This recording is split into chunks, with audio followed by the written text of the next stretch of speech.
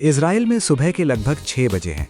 Fighter jets की एक series उड़ान भरती है जिनमें long range high precision missiles लगे होते हैं। CIA और इजरायली इंटेलिजेंस के अनुसार ईरान की लीडरशिप का एक बड़ा हिस्सा तेहरान के एक कंपाउंड में इकट्ठा हुआ है। इनमें आयतुल्ला अली भी शामिल हैं, जो देश के सुप्रीम लीडर हैं। जेट्स के उड़ान भरने के 2 घंटे 5 मिनट बाद इजरायली मिसाइल्स उस कंपाउंड पर हमला करते हैं। ये कहानी है कि कैसे इजरायली और US अटैक्स ईरान पर हुए, कैसे देश के लीडर की मौत हुई और उसके बाद क्या हुआ। जब तक ये वीडियो पब्लिश होगा, नई डिटेल्स सामने आ सकती हैं। US, इजराइल और ईरान के बीच लंबे समय से टेंशन्स रहे हैं। 1979 तक ईरान एक अथॉरिटेरियन मोनार्की था जिसे शाह मोहम्मद रिजा चलाते थे और US उनका सपोर्ट करता था। ईरानियन रेवोल्यूशन के बाद आयतुल्ला रुहुल्ला खुमैनी ने सत्ता संभाली और इस्लामिक रिपब्लिक की स्थापना की। उन्होंने देश को इस्लामिक लॉ के अनुसार बदलने का लक्ष्य रखा और US व इजराइल को दुश्मन घोषित कर दिया। 1989 में उनकी मृत्यु के बाद अली खामेनेई सत्ता में आए और धीरे धीरे एक प्रमुख रिलीजियस लीडर बन गए। समय के साथ ईरान, इजराइल और US के बीच कई कॉन्फ्लिक्ट्स हुए। ईरान पर सैंक्शंस लगाए गए और उस पर एंटी इजराइल मिलिशियाज को सपोर्ट करने के आरोप लगे। 2002 में पता चला कि ईरान सीक्रेट लोकेशंस पर यूरेनियम एनरिचमेंट कर रहा है। इससे न्यूक्लियर वेपन्स बनने का डर बढ़ गया, हालांकि ईरान ने इसे नकारा। US और इजराइल ने इस प्रोग्राम को रोकने के लिए साइबर अटैक्स, साइंटिस्ट असैसिनेशंस और डिप्लोमेसी का इस्तेमाल किया।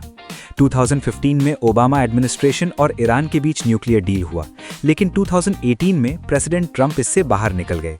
इसके बाद टेंशन्स और बढ़ गए। 2025 में नए नेगोशिएशंस के बीच US और इजराइल ने ईरान पर एयर स्ट्राइक्स किए और न्यूक्लियर साइट्स को नुकसान पहुंचाया। इसी साल ईरान में इकोनॉमिक क्राइसिस गहरा गया, करेंसी क्रैश हो गई, फूड प्राइसेस बढ़ गईं और लोगों में गुस्सा बढ़ा। 2025 के अंत तक मास प्रोटेस्ट शुरू हो गए। लोगों ने इस्लामिक रिपब्लिक को खत्म करने की मांग की, लेकिन सरकार ने प्रोटेस्ट को ब्रूटली दबा दिया। हजारों लोग मारे गए और लगभग 50,000 लोगों को अरेस्ट किया गया। US ने रीजन में ट्रूप्स बढ़ा दिए और ईरान को बार बार थ्रेटन किया।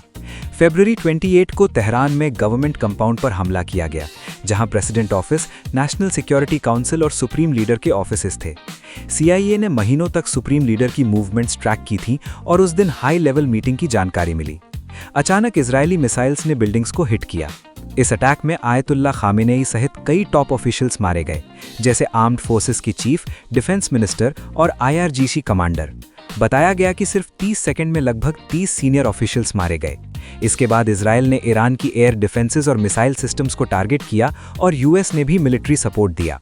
ईरान ने जवाब में ऑपरेशन ट्रू प्रॉमिस 4 शुरू किया और मिडिल ईस्ट में कई जगह मिसाइल अटैक्स किए। इजराइल पर 200 से ज्यादा मिसाइल दागे गए। UAE, Bahrain, Qatar, Saudi Arabia, Kuwait और इराक भी इस कॉन्फ्लिक्ट में प्रभावित हुए।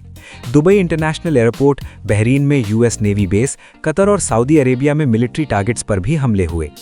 कई देशों ने ईरान के एक्शन की निंदा की और नेटो ने अलर्ट जारी कर दिया। इस कॉन्फ्लिक्ट को लेकर ग्लोबल डिबेट शुरू हो गई। क्या ये वॉर ऑफ नेसेसिटी था या war of choice? Oil prices तेजी से बढ़े और ग्लोबल एनर्जी क्राइसिस का खतरा बढ़ गया। ईरान में कुछ लोग लीडर की मौत का जश्न मना रहे हैं, जबकि कई लोग शोक में हैं।